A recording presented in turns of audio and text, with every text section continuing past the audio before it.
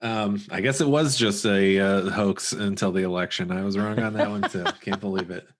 It's worth it though. You know, it's like when you lose your wallet, like when you find it, like it's just that it's almost worth losing it to have that joy of finding it, you know? Right. Yeah. It sucks to go through Everyone's the going to virus. be really appreciative of stuff after this.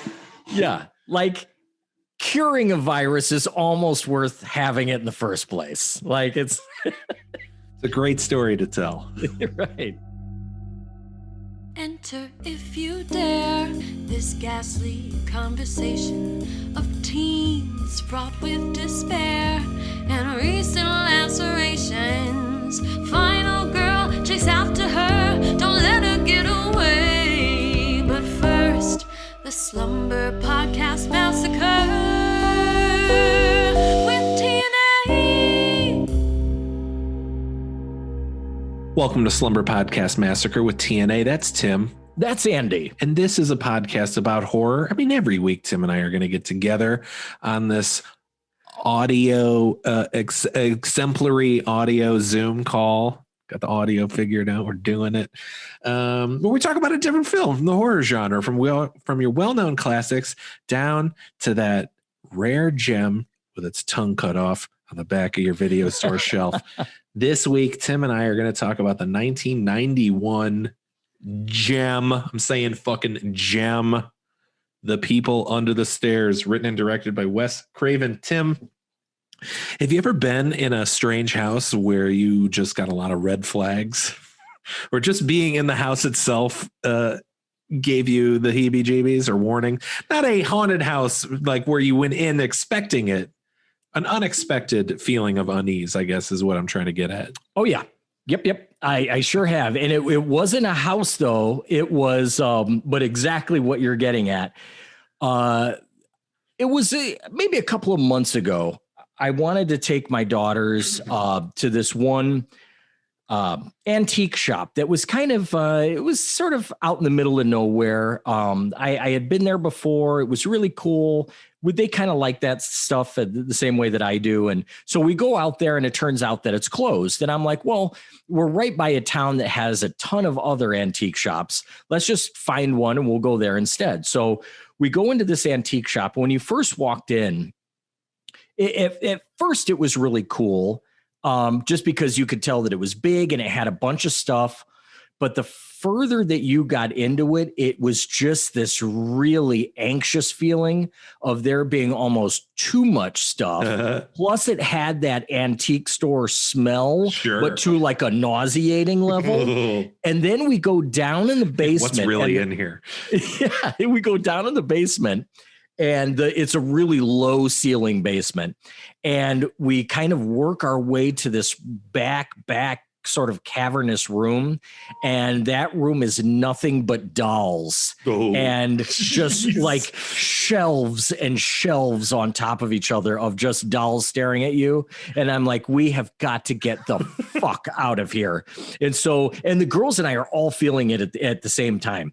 And we're working our way out of there. We're getting out of this place. And of course, you know, the girls being the girls, they want to we're in a place that sells something. They want something, you know, That's just how it goes. They're kids.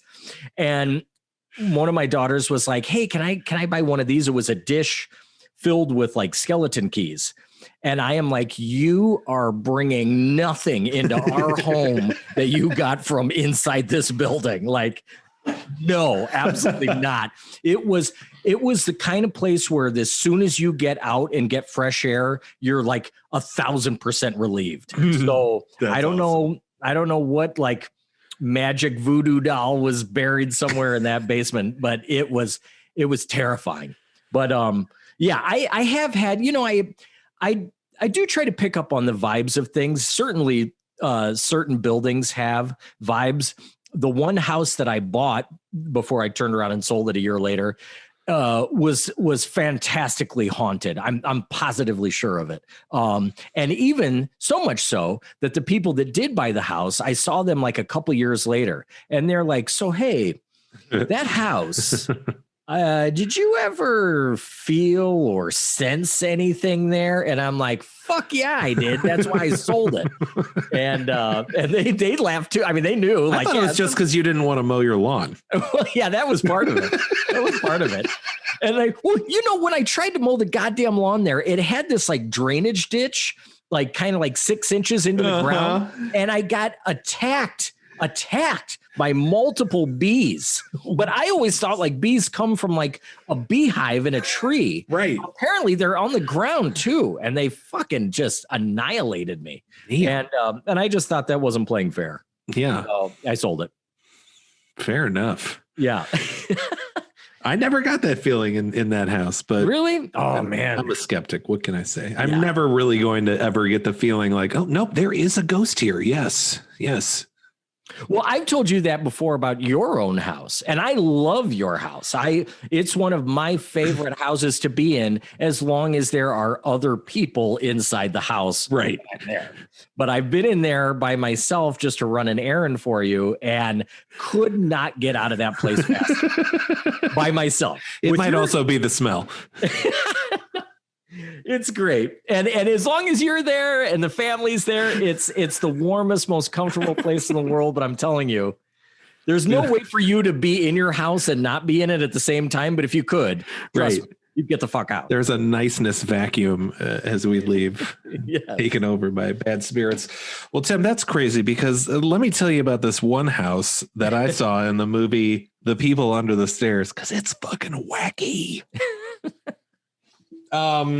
So yeah, we're talking about 1991's People Under the Stairs, written and directed by Wes Craven. Thinking a budget of $6 million, which is a decent budget, and made 34. That's a hit. That's a hit. That's a certified hit.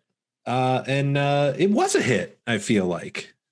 Right? Yeah. I like we were think it was talking mixed about critically, because I don't think people knew what to take of it, because it's unconventional, to say the least, in a few different ways. But I know that I paid my money at the theater, which I still to this day, I don't know how I saw so many R-rated horror movies. I mean, I guess I started I think I started shaving when I was in 7th grade, so that might have had something to do with it. But but no, I did see it in the movie theater, loved it in the movie theater, and saw it several times after that. And yeah, it was a hit. And the funny thing is I don't even know how I can't even really remember the marketing campaign. But let me tell you something funny real quick. Speaking of my daughters, I was telling them about the movies that we were going to be covering, and just saying the title, The People Under the Stairs, they were like, nope, nope. And I'm like, no, I think you guys would really like this one. They're like, that's how, and they don't even know. They have no idea what this movie is about. Right. But The People Under the Stairs, quote unquote, sounds terrifying. It's a great title. On the other end, because we, pulling back the curtain, we record these 2 at a time. And so we grouped this with House of the Devil. And so I asked my daughter, because she was going to watch them with me. I'm like, which one do you want to watch first, House of the Devil or The People Under the Stairs? And an emphatic, the second one. And it's because that title is so, it's creepy. It's a weird thought. This was pre-Harry Potter as well. Now it's like, oh, Harry Potter lived under the stairs. That's what a wonderful place that wizards come from.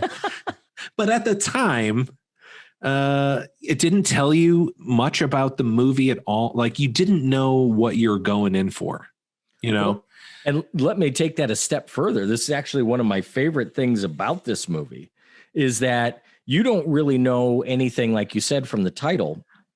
And now it's hard to kind of quantify this, but especially if you've seen the movie on multiple viewings. But if you really look at it through the eyes of someone who's seeing it for the first time, you don't really even know exactly what's happening in this house for like the first 45 minutes or an hour. Like, you don't know, that creepy shit is happening, but you have no idea why it's happening or what's going on or why certain people are the way that they are. Like when I tried to, not to give anything away, but when I tried to tell my daughters, like, no, the people under the stairs are nice. Like, right. I mean, for the most part, like they're good people, they're troubled, but they're not horrible, awful people. But you don't even know that as you're watching this movie. It really does not. I talk a lot about movies spoon feeding us, but it doesn't spoon feed you a damn thing other than you just know. I don't know. This movie just feeds you very little bits, and as much as you need to know at any given just the right amount at just the right times. Yeah, I love the script. I do think there's kind of a point later. It drags a little bit. I kind of forgot that our hero escapes and goes back. I was like, oh, Jesus Christ. Okay, there's still some going on here. But other than that, everything else is so good in it. Let's get Nan Sum out of the way real quick. Poindexter Fool Williams has a lot of problems in his life. His mother has cancer. He lives in the ghetto. And on top of it all, he's being evicted. Hoping to save his family, Fool joins his sister's boyfriend, Leroy, in a plot to rob from his landlord in order to pay rent. What he wasn't expecting was to get trapped in a house of horrors with a deranged mother and father, their daughter, and all of their sons. That's the people under the stairs. All my sons. All my sons. Yeah. There's my 3 sons and my other 3 sons.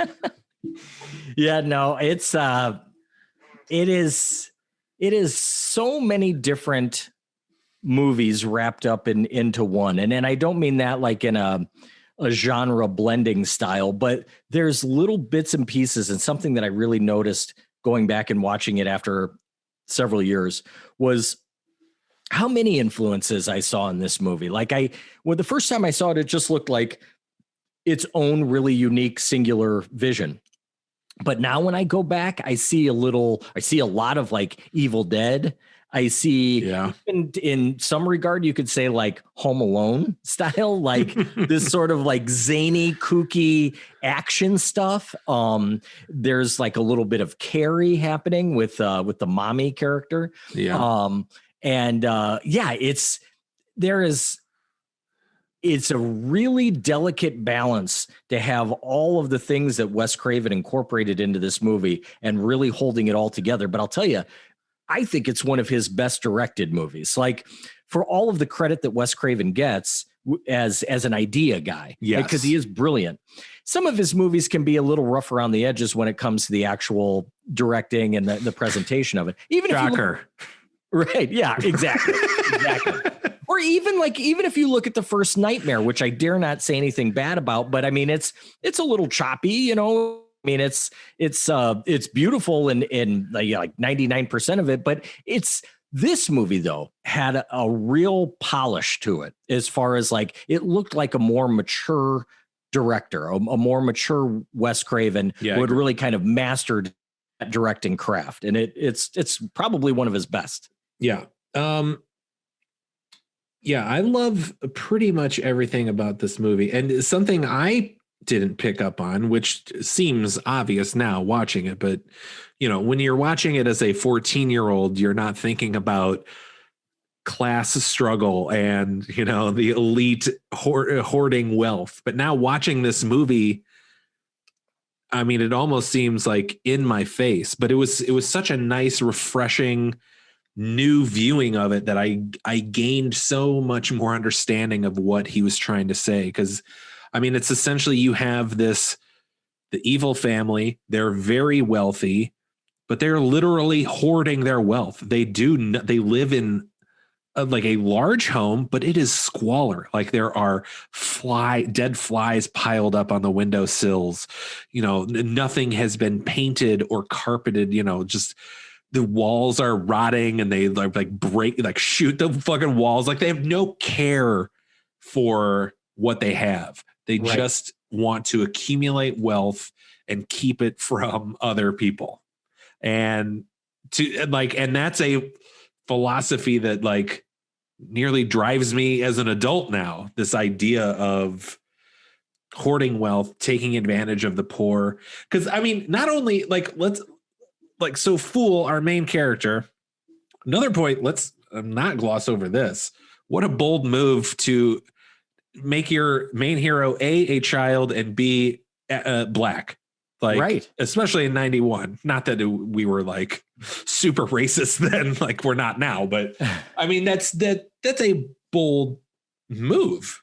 A child alone, but then to have your main character be a person of color was huge. But I mean, obviously this movie wouldn't have worked. I mean, that without that, it wouldn't have had the same message, because this is about white, wealthy Americans shitting on poor people of color. I mean, that's your essential people under the stairs. Yeah, it helps. It's very much helped by the fact that the kid is fantastic. I mean, he's so good. Great.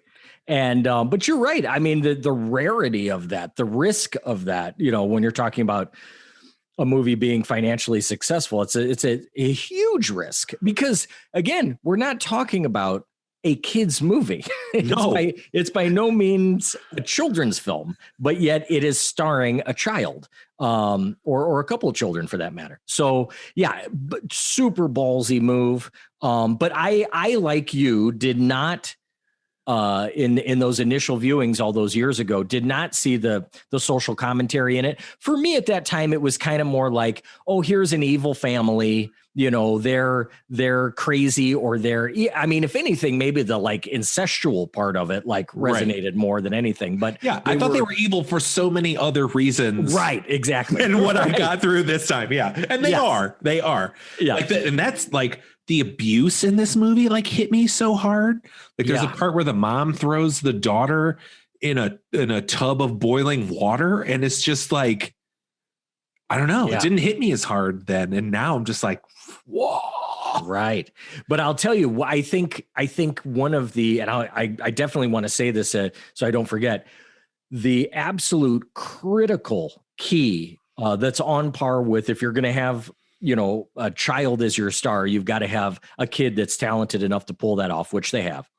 But I think equally as critical of a thing that is a must-have in this movie, or at least it was a great decision that they made, was that they allowed this, incestual, crazy, freaky mommy and daddy duo to be played with a pretty high level of hamminess.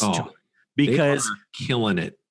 But it's good. Oh, yeah. Because I think that if you had those characters played any more straightforward and dark, I think it might have made the movie just almost too off-putting. But the fact that they're played with such like zeal, like that it's this kind of just excitement and fun and silliness. And let's just say it. I mean, it doesn't sound like there'd be room for this in the things that we're talking about, but hilarious. Okay. The humor. I mean, don't miss, I mean, through all the social commentary and everything else, this movie is also hysterical in certain parts. A lot of good, memorable lines, especially with Daddy. Like Daddy is my favorite character in this movie, because he is so over the top. And here's something, and we kind of brought this up last episode where you were talking about you don't like when the killer is all pratfall-y and stuff like that, or like in Scream. I did like that about Scream. That's what I loved about this movie. Like Daddy gets the shit kicked out of him throughout this whole movie, but he is still menacing and diabolical, and he's still a threat through the whole thing. But like he gets lamp smashed on his head. He's knocked out like 5 or 6 times in this movie. He gets punched in the balls. Like there's so many just dumb, funny humor, like so much physical comedy happens to him. And you're happy it happens to him because he's so reprehensible. I kind of love that about this movie. No, I would. But maybe it doesn't apply as much as what you were saying before, because the characters are a little different. Yeah, because things are sort of elevated to a sort of hyper level in this movie, that it's that they're willing to forego a little realism, almost to the point of like it almost kind of has the feeling of some of the early like 90s comic book movies, that it has sort of that level of just hyper reality that I don't mind it. In fact, I'm like, just like you, loving the fact that he's just getting his ass kicked left and right. And I love the physical comedy, and I love the this sounds kind of bad to say, but the physical violence comedy. Sure. But it's hysterical, and it is happening to, never a more deserving person. I mean, this guy is horrible. He's evil. Yeah. And the funny thing is for as evil as they make this couple out to be, I think that if you really read between the lines, there might be yet another level of really sadistic evil that happens with these people, even beyond what we see. There's kind of that moment where Alice, the daughter that they've stolen and raised on their own, that there's a moment where daddy has got some leanings in a certain way that they don't go into that too much in this movie, but these he grabs his dick though, like they telegram it pretty hard. Yes. So it never goes beyond that, but right. Yeah. But I mean, you're not surprised by it, but it's just like another, oh man. Right. So any horrible physical violence against those people is just the more the merrier. Yeah. So let's bridge our way into it. I did like how this movie opened with this kind of tarot card reading that that Fool's sister is giving him. Sets up the movie very nicely about trouble, and he's going to get himself in trouble, which he does, but he has a pure heart, but he's the fool. Like he's ready to just step off the ledge. Yeah. And this movie is about him, becoming a man and making the right choices and being a good person. Even though he starts the movie as a thief. He's a criminal. He's a thief. He's trying to rob a guy. Yeah. But I love that I kind of realized, I was like, oh, is this movie is like the Ghetto Goonies, but just kind of some things swapped. It's people being evicted from their home, so they have to go and find a treasure, and they find it in this place that has all these weird contraptions. But instead of it being a group of people find one weird person in the basement, it's one person finds a bunch of weird people in the basement. And then they pay off their thing and live happily ever after. They find riches beyond their wildest dreams.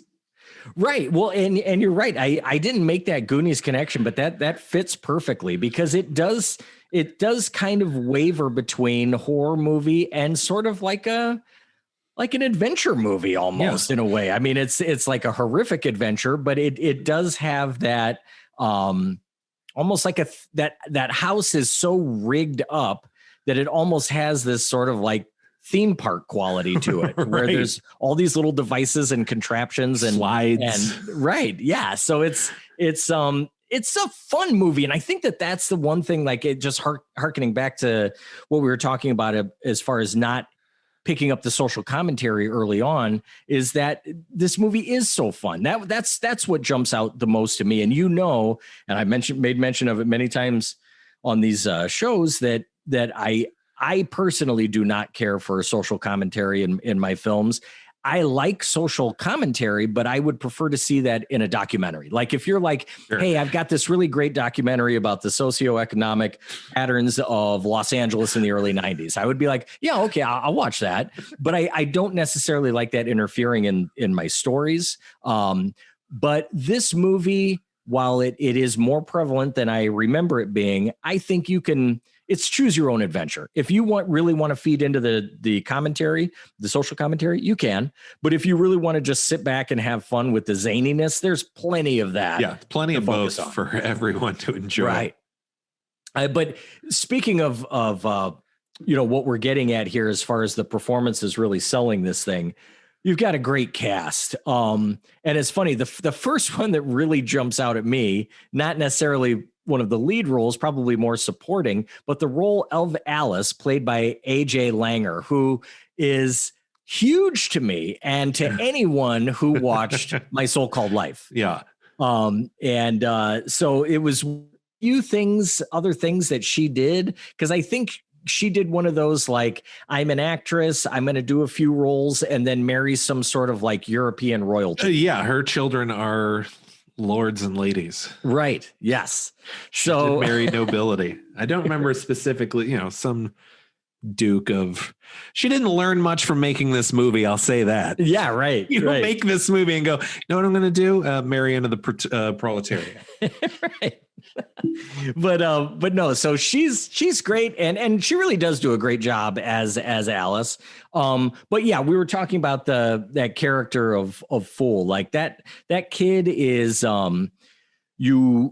you believe everything that you're supposed to believe about him, that he would have a good heart, but that he's also ballsy enough to try and, commit a robbery, even if it's just for the best of intentions. So yeah, that kid does a fantastic job. But you really have to nail the parents. You have to nail the casting of these mommy and characters, and you couldn't have done any better. No. Everett McGill and Wendy Robbie. Now, were they on Twin Peaks? Yes. Okay. But did they play a couple on Twin Peaks? You know what? I think that they did. Okay. That's what I thought. Yeah, I'm pretty sure. I did not watch Twin Peaks. Just put that out there. I didn't watch it religiously. I mean, I've seen a couple of episodes. It's always been one of those that I've been meaning to dive into. But yeah, I believe they played a couple on the show. Okay. But not like this, I'm assuming. No. Okay.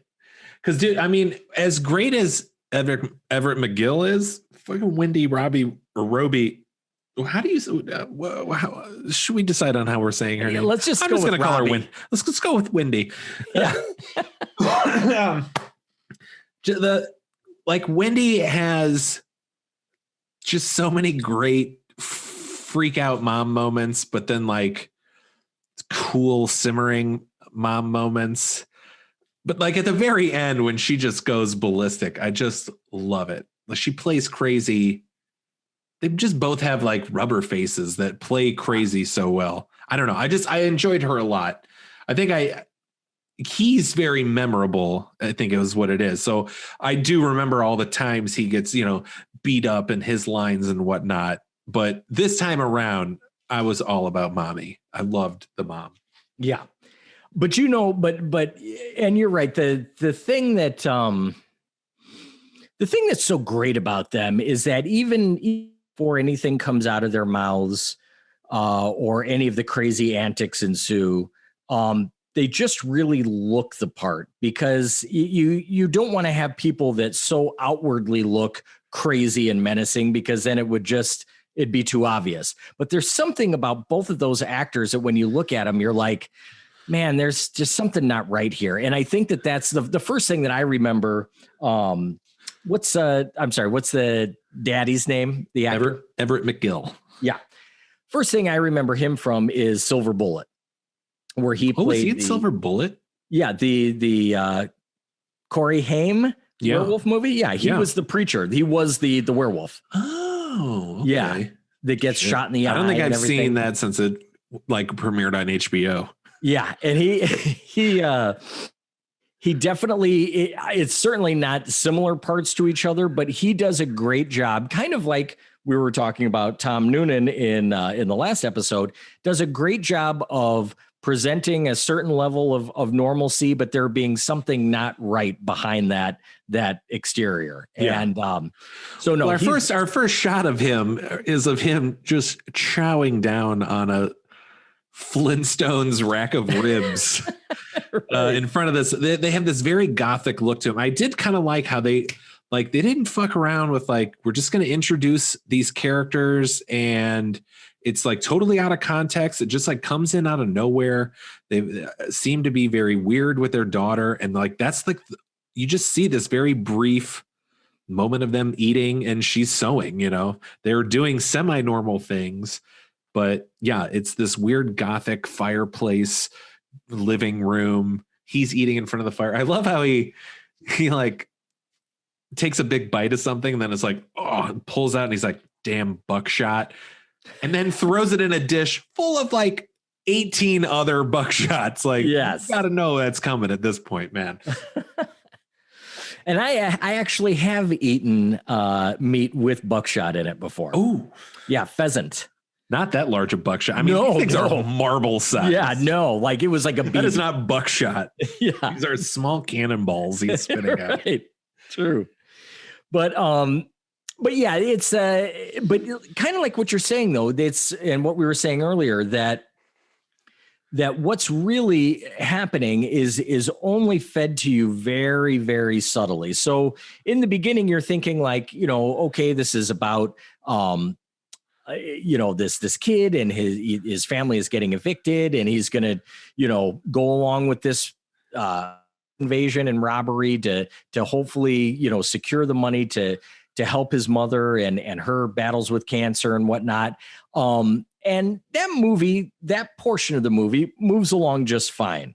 But when Fool is discovered in the house, when mommy and daddy discover that there are people in the house, because Lord knows from all of the locks on the windows and all of the contraptions and fences and wiring and everything that they have, the last thing that they want is anybody to get into this house. Right. So once they find out that somebody is in the house, the hunt is on, and that's really where the fun is injected. And it is ushered in by nothing other than a full gimp suit. Yes. The full leather gimp suit, which really comes out of nowhere. Yes. Yeah. There's no go get dressed and nothing. It's just like there's someone in the house, and the next he's just running out of a room with a shotgun and the full gimp suit. Yeah. The fact that a home intruder necessitates a full head to toe leather outfit. Yeah. I'm not following that logic, but it works for him. I took it as he just loves hunting people down, because yes. what we, again, as they unveil things very slowly. I'm going to jump kind of to the end. You find out he's a cannibal. So it's implied that the ribs that he's eating at the beginning are human ribs, I would assume. Right. Because he's not going out hunting in the country. We didn't even mention Fool breaks into this house with, I said, his sister's boyfriend, Leroy, played by Ving Rhames, a unknown Ving Rhames really at the time. This was 3 years before Pulp Fiction would make him, an icon. Well, I say an icon. I still, when I see Ving Rhames, get excited. Well, yeah, I wrote down, I have here a note that just says Ving Rhames has always ruled. Yes. That guy, from the very beginning. This. Yeah, it's just that voice, that presence. It's and I think he's great casting. Ving Rhames, despite having this sort of muscular and everything about that guy reads as strength, whether it's how big he is or the sort of quiet strength in his voice. So I think that was really smart casting to put him in that role, because it'd be really easy to say that character is just a thug. Yeah. But Ving Rhames brings a sort of a likability, even if there's not a ton of outward warmth in that. If anything, that character might be a little uneven, because I think that it's written with sort of that thuggish mentality, but just Ving Rhames being Ving Rhames brings this sort of niceness to it somehow. Yeah. Because he does seem to care about Fool but it's like Fool doesn't know who he is, when we're introduced to Leroy, Fool is like, who are you? Right. And then they rob the place the next day. So it is kind of a weird relationship between those two. And I agree with you. I wasn't sure where the character of Leroy was coming from, because he's robbed places before, but he has this instant likeness to Fool. But how could you not? The kid's great. Yeah. I guess I get that. And the dialogue is, it's a little crude in spots, but it's always charming. At the end of the day, Ving Rhames' character is a thief or a criminal or what have you. So he's got to have a little edginess to it. Now, he has some lines that are a little ridiculous. What does he say? Where the president's going to make him the secretary of pussy or something. That's exactly what he says. And when I hear that, I don't know, just using pussy like that. I'm not adverse to the word pussy. It's fine. But just men referring to it like that has always put me off. Even when I was a toxic teenager, I just remember someone at work coming up to me and it was my first year of college, and just asking about all the pussy in college. And I was just like, ew, dude. Like, it sounded so, like, not even like, to me, it wasn't even demeaning. It just sounded gross. I don't know. Yeah, no, I know what you mean. And it certainly in this instance, it's kind of like there's some moments where, like you're saying, where he does care about Fool. And so we're getting some of that and we're kind of warming up to him. And then he has to break out the pussy line. And it's like, well, I don't know. It's a little uneven. Yeah. But there's some, we've got a casual N-word thrown out. Yeah. Give them credit. They never do it again. Right. Had ample opportunities. Yeah, I think, and she almost gets one out at the the N comes out and then is cut off. So yeah, I think that they get it out once nice and early, just so that, to not be completely off-putting to audiences, but to say, like, this is that kind of people. Yeah. Yeah. And it's the villain saying it, of course. So right. Yeah. Right.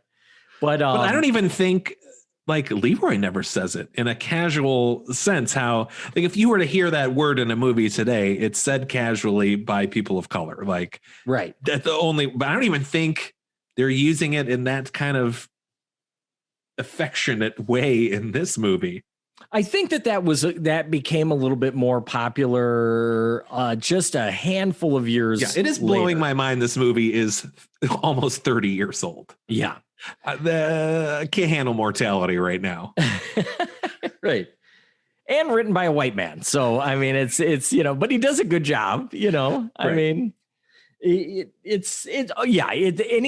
unevenness that I'm talking about is just, it's nothing that would turn you off to Ving Rhames' character or anything like that. Now, he does have if I'm being critical, there is a moment where he is like, he finds Fool or Fool finds him. They both know they're being sort of hunted.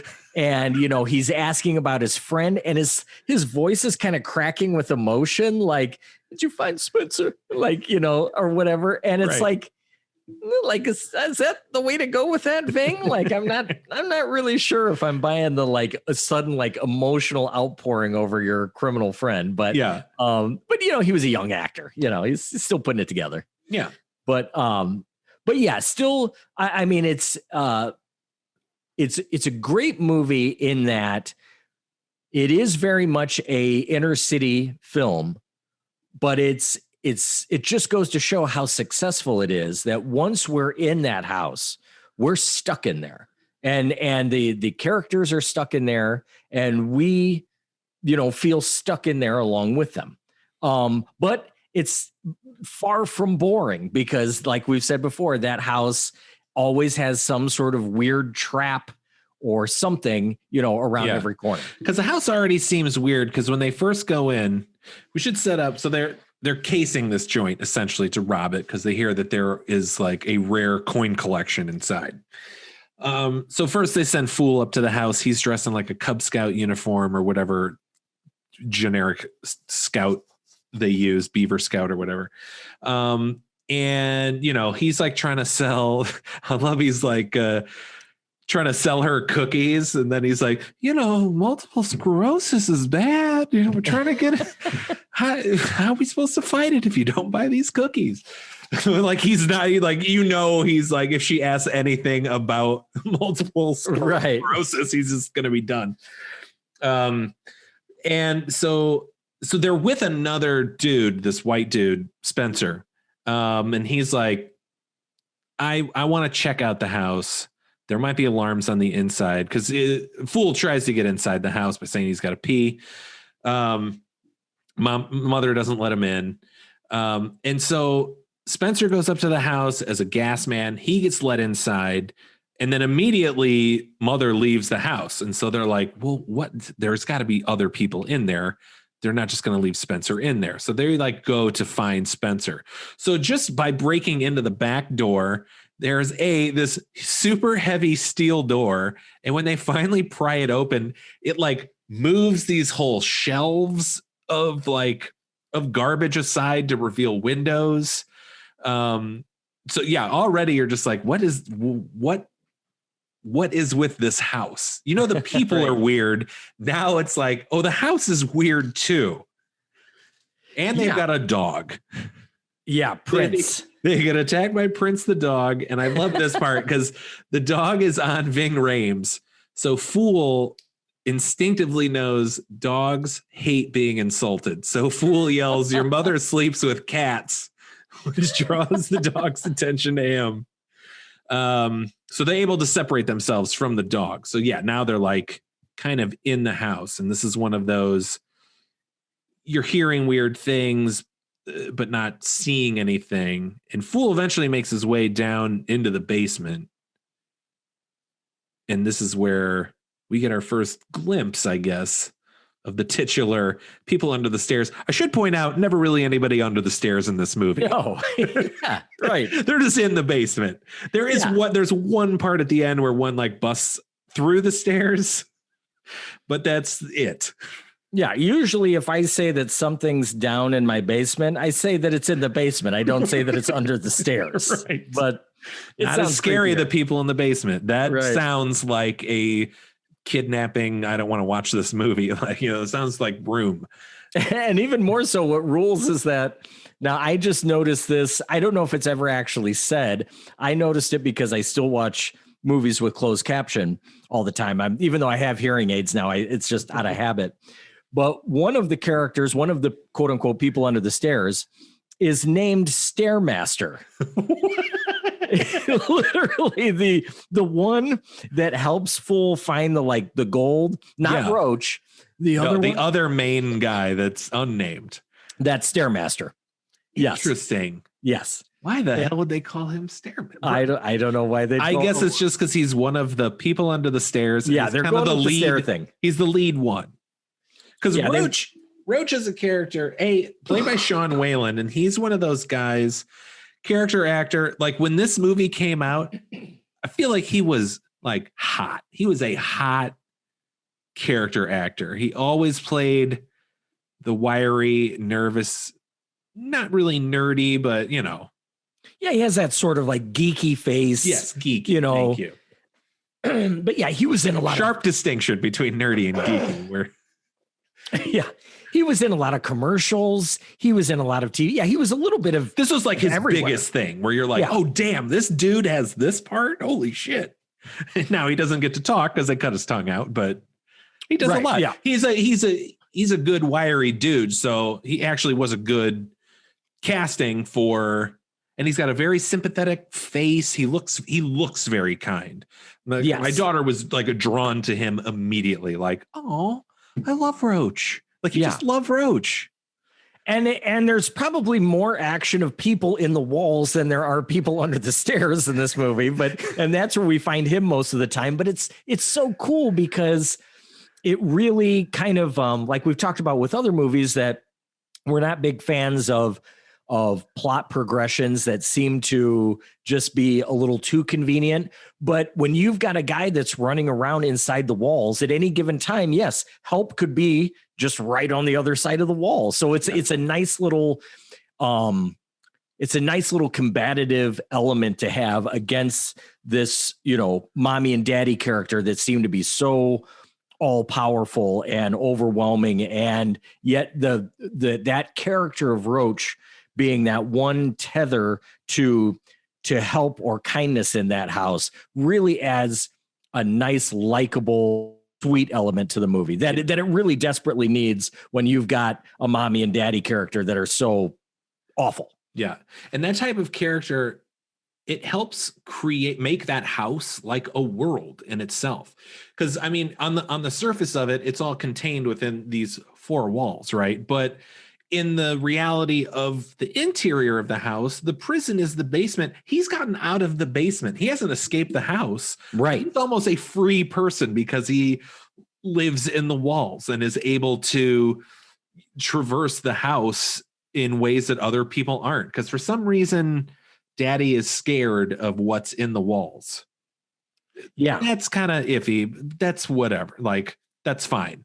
Whatever reason separates those two worlds, like the interior of the house and the interior of the walls.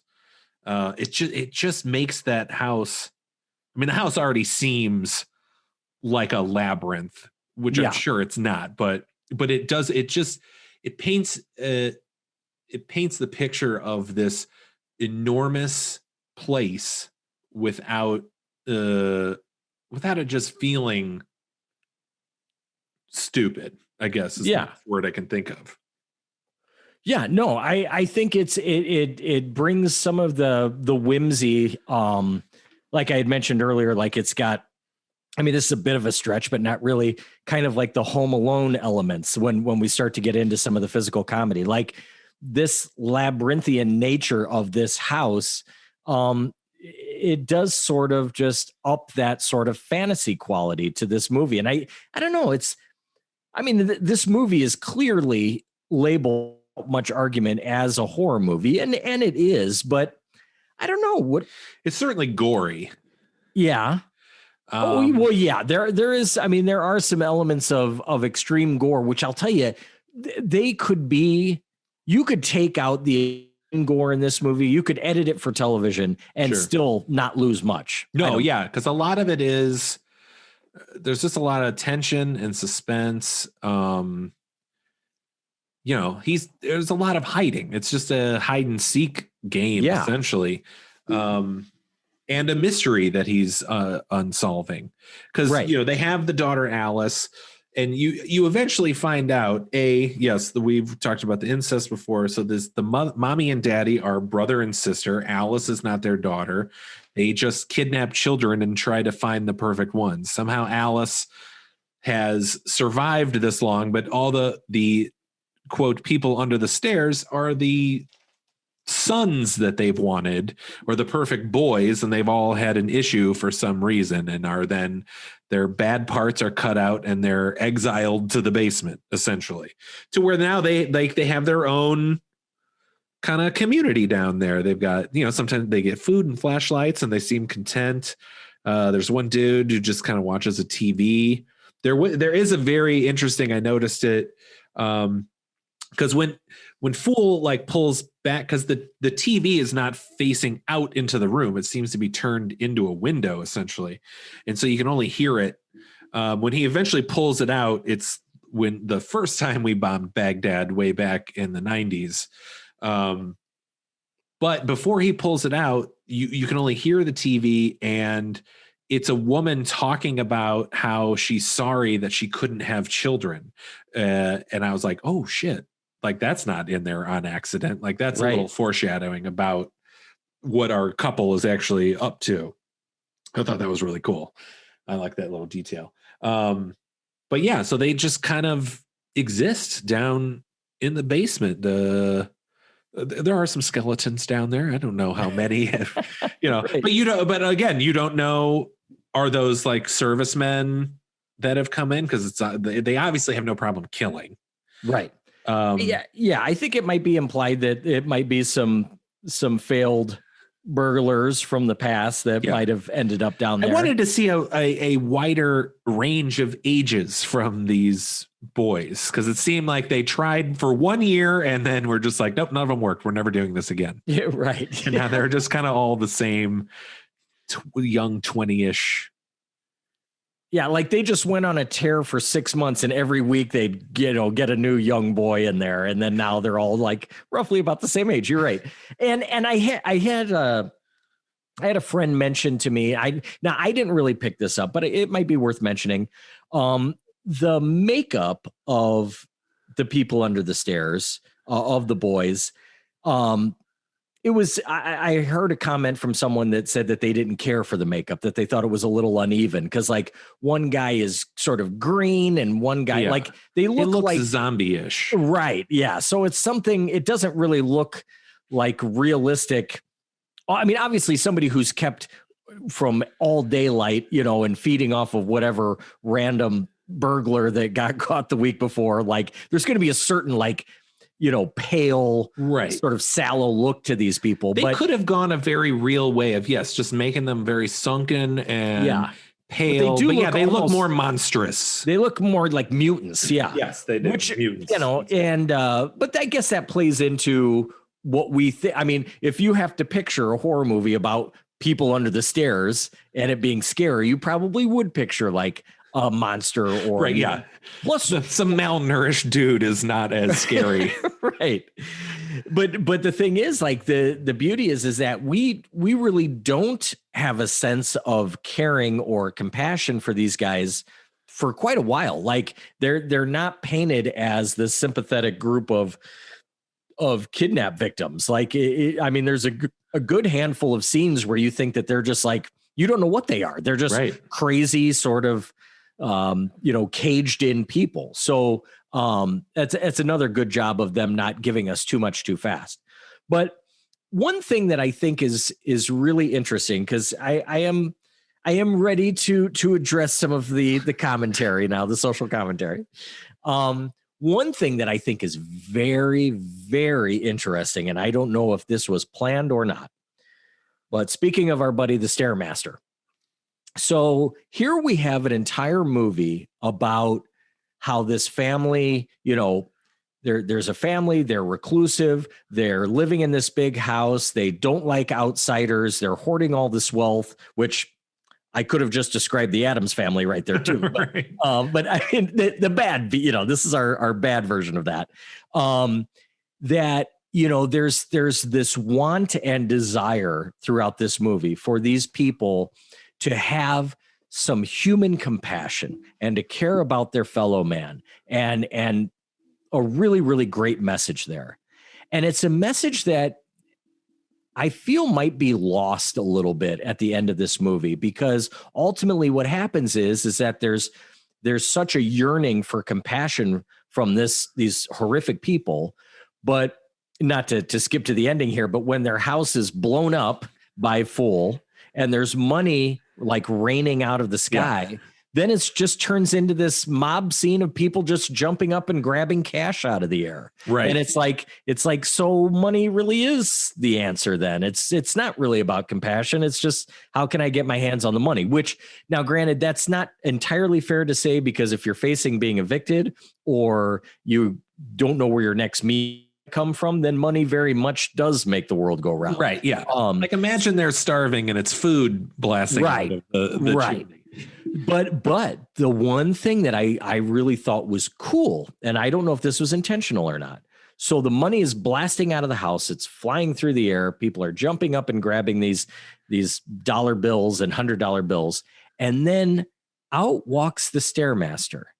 And he is as elated as all the other people jumping for money, but he's just happy just to be outside. Right. He's looking right. He's not looking at the money. He's just thrilled to be free.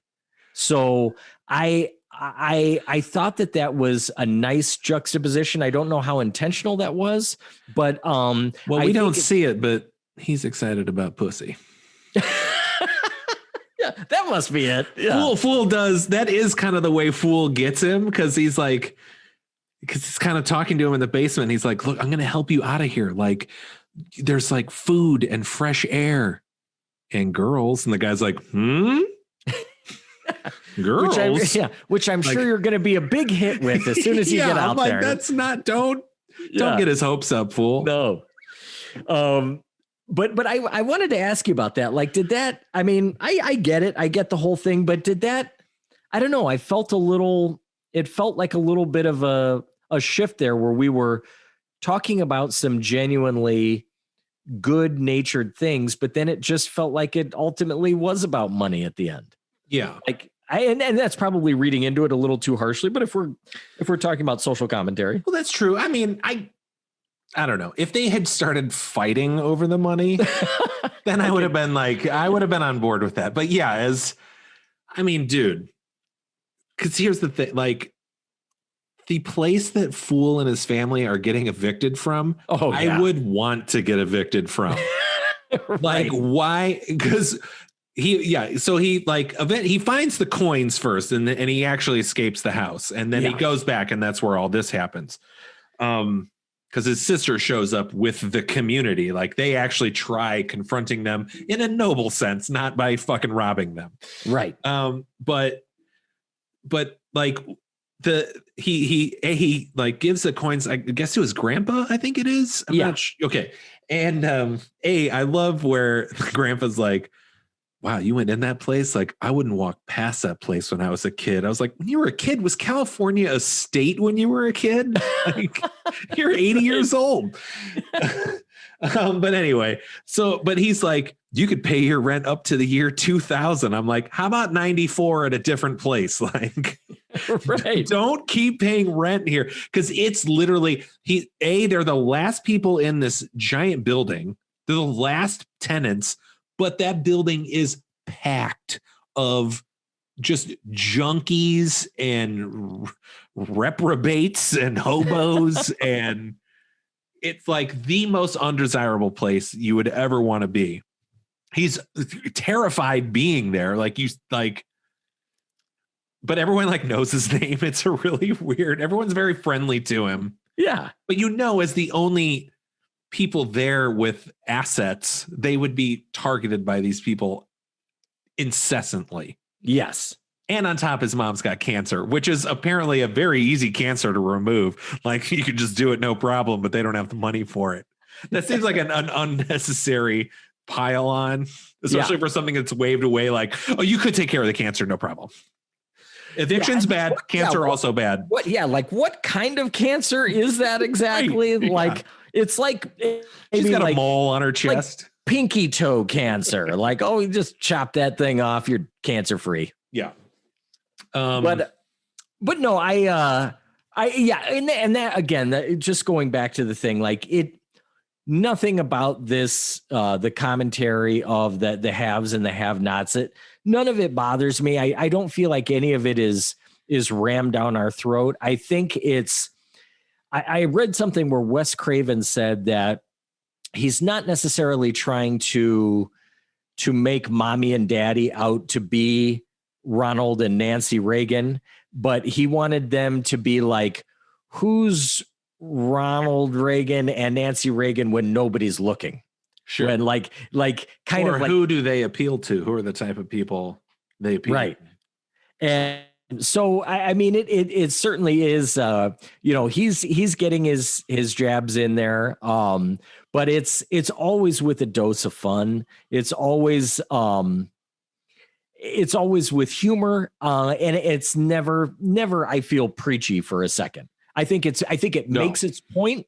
But it doesn't ram it down your throat. Well, and I think it hits a little differently now. I mean, yes, in 1991 was like wealth disparity. Is that a word? I don't know what I'm saying right now.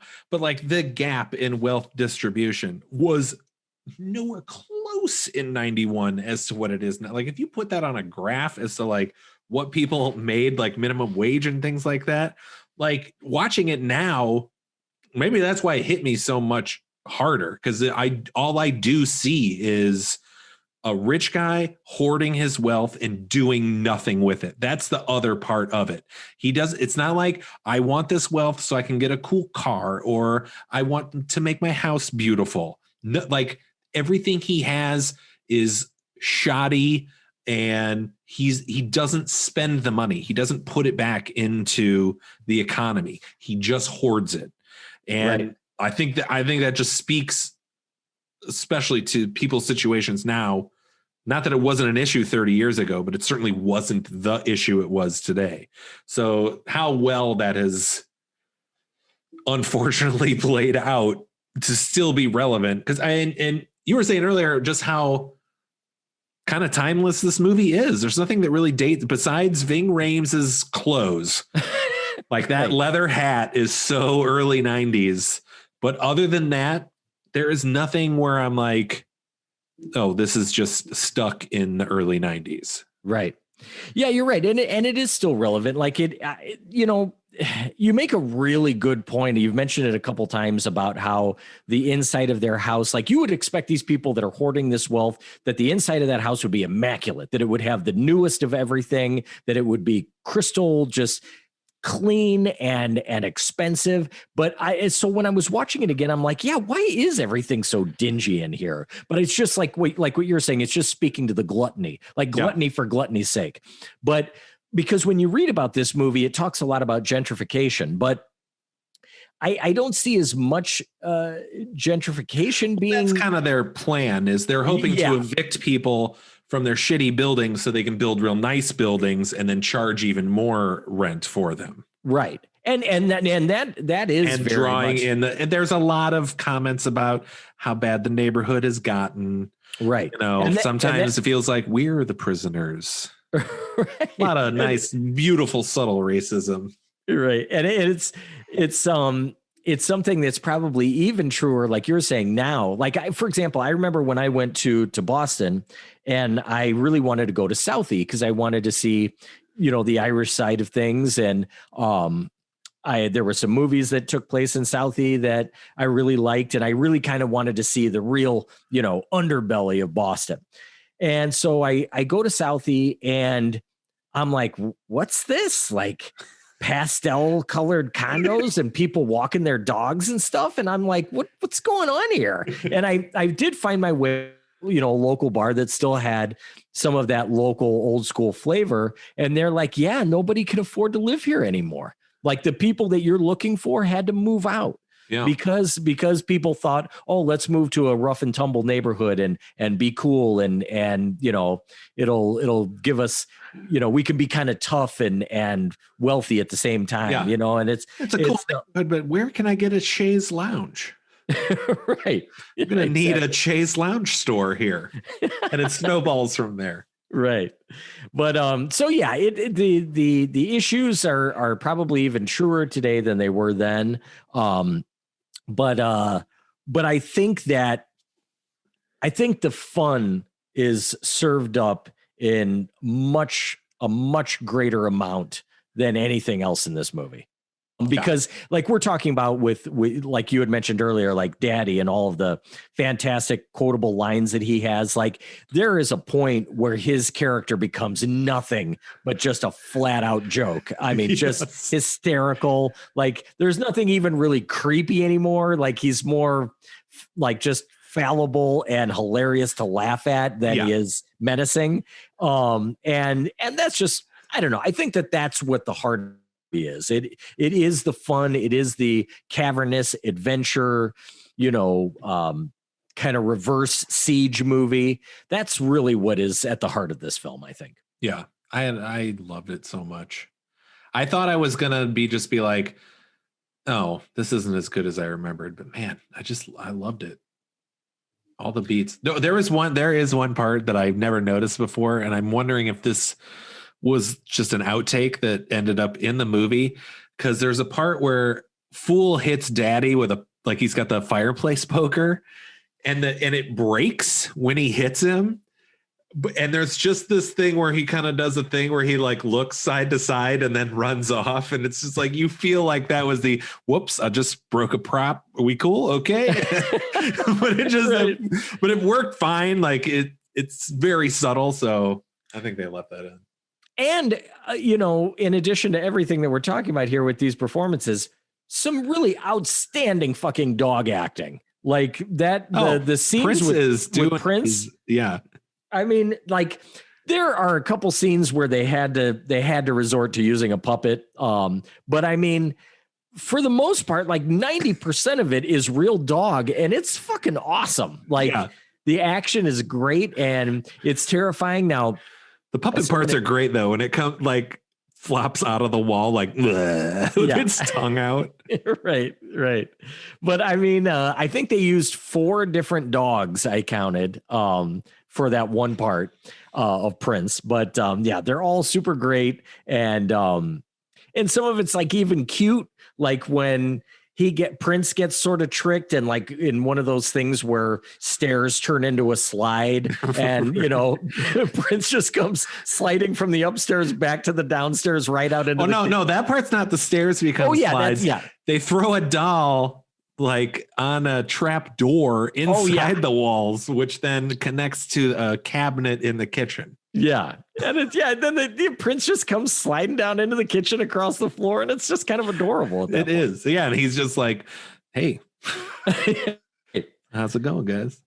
There was one shot. I'll say this before we wrap up. And it's just kind of a random note I had. There was a shot where Daddy's in the basement and they do that vertigo shot where you zoom in on someone, but it's like in the black. It's like it's very dark and there's not really anything behind him.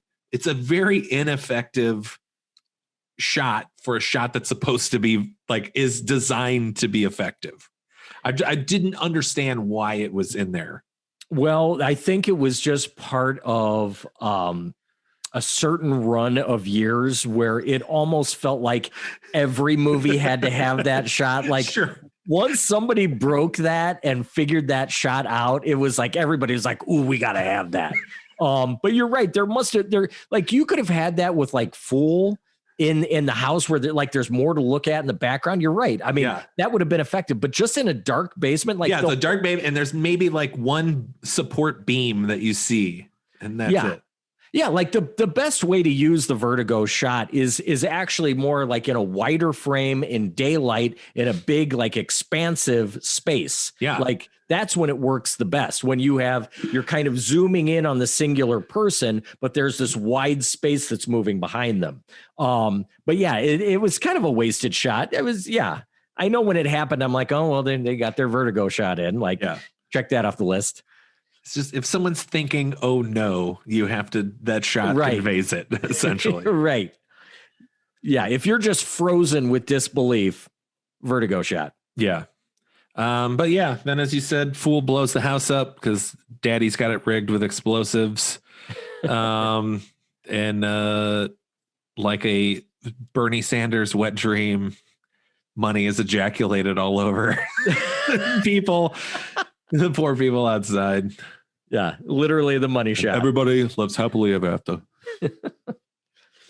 And then the Stairmaster is now on the prowl. Yeah. I will say there was something I didn't like about the look of them. And maybe it was the makeup. I don't know. They just seemed very MTV hair metal looking, which I don't like that aesthetic. I get that they've been in a basement and their hair would be long, but they just kind of all look like rejects from a metal, They all seem like, I was like, oh, this is like the part Alice Cooper would have. The part that he did have, actually. Exactly. Yeah. But no, you're right. There was something there that was kind of like, I don't think it was thought through all the way there. I mean, because they're not really characters, so I get it. Like they just kind of seem like stock people who don't know what to do with themselves. Right. A lot of like just shuffling around backwards. Yeah. Right. Yeah. They're sort of like kind of feral. Yeah. I guess they're just a metaphor, so that's fine. Yeah. Even though it's the title of the goddamn movie, but yeah. It is the title of the movie, The People Under the Stairs. So do you recommend? Absolutely. This movie is a shit ton of fun. And anybody that you show it to nobody's going to be bored with this movie. No. It's fun. It's a thrill ride. It's hilarious. Probably the darker your comedy tastings are, the more you're going to like it. It's awesome. It's super fun. Yeah, I highly recommend. It's like 10 minutes too long. That's my only complaint. Everything else about it I really love. Cool. Well, yeah. All right. So that was from 1991. Jesus, People Under the Stairs. Holy cow, Tim. Our next episode, I can't believe it. It's been around a year since we started this venture. We'll say the first episode premiered a year ago. So our next show is going to be our big 1 year anniversary show, and we're doing my favorite Friday movie, maybe yours. Ooh, we'll have to get to that. Yeah, it's a toss up.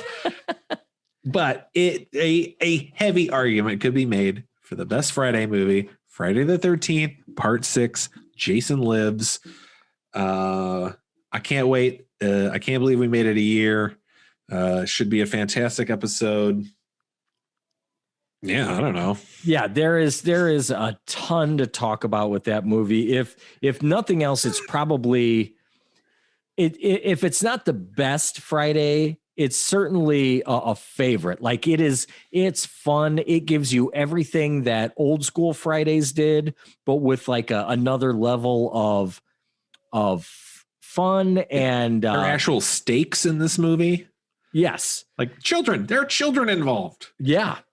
Yeah, children at a summer camp. Go figure. But like it's funny for all the children these... are never involved. Like, we're not talking like teenager children, like small children. Right. Yeah, and that's very rarely seen. But yeah, they're there, and it's and if there's one thing that I love, this one isn't in anyone's top two, like, oh my God, it would have to be. Yeah, it would have to be. And for me, I am a massive of the Tommy Jarvis storyline. I think that it is, and we'll talk about this more then, but I think it is unequivocally the most effective and best late entry into a storyline of a franchise ever, because there's been a lot of them that have sucked, like that little girl in the Halloween movies or whatever. Like just so many times they try to inject a new mythology into what's already established, and it usually like Friday the 13th Part 5. Right? Yeah, but that's crazy. Isn't that crazy? Like, there are 3 Tommy Jarvis movies. 2 of them are arguably the best 2, and then the third one is arguably the worst. Right. But yeah, I love that storyline. There's a lot of talk going around right now. A lot of the legal issues with Friday the 13th have been, if they haven't been completely settled, they're very close to being settled. It's been tied up in courts for a decade now. Yeah, dude, and that also blew me away. It's been like 12 years since that reboot. Yes. And what the fuck happened to time? Well, I'll tell you, there's been arguments between the writer of the first film and Sean Cunningham, and it's just been tied up in the courts. I'm fine, because I did not like that reboot very much. No, the last thing they needed to do was answer, how does Jason move around so quickly? Right. Yeah, I saw that one time, and the only thing that I remember about that movie is that there's a line about a girl having perfect nipple placement. That's the only thing. I don't know if you remember that line, but it was hysterical. No. But Tim, if they don't talk about pussy, I'm not interested. All right. Sorry, I can't stop saying it. Yeah. Yeah, it's like a defense mechanism. Like the one thing that you're trying not to say, you can't help but just say pussy over and over and over. Yes. This is our most pussy-filled episode for sure. All right, Tim. All right, cool. Until we cover The Exorcist. Okay. Yeah. So yes, that was the show. Please follow us on Instagram at Slumber Podcast Massacre. Our email is slumberpodcast@gmail.com. Does this movie pass the Bechdel-Wallace test? No. No. Does it? Now, there has to be a scene. No. When the fool's sister and mommy. And mother. You're right. Yeah. Okay, at the very beginning. Boom. Right off the bat, they passed the test. All right. Good job, Wes Craven. This is the wokest horror movie of all time. Okay. Anyway, so email our Patreon is patreon.com/slumberpodcastmassacre. Huge thanks to our patrons. You make this all possible. Join us next week, 1-year anniversary, Friday the 13th, Part 6. Jason, Liz, Timmy, do you got anything else to say about the people under the stairs? Shut the fuck up. Yes. I had totally forgotten that line existed in this movie, but when Daddy just blurts that out to the dog. To the dog of all other things. Yeah, he's got the poor Alice like on the bed in her bedroom, and then just opens the door and yells at Prince. Just says, "Shut the fuck up." Yeah. Yeah, it's a great line. Oh, it's a good one to end on. All right, Timmy, we'll see you later. Sounds like a plan.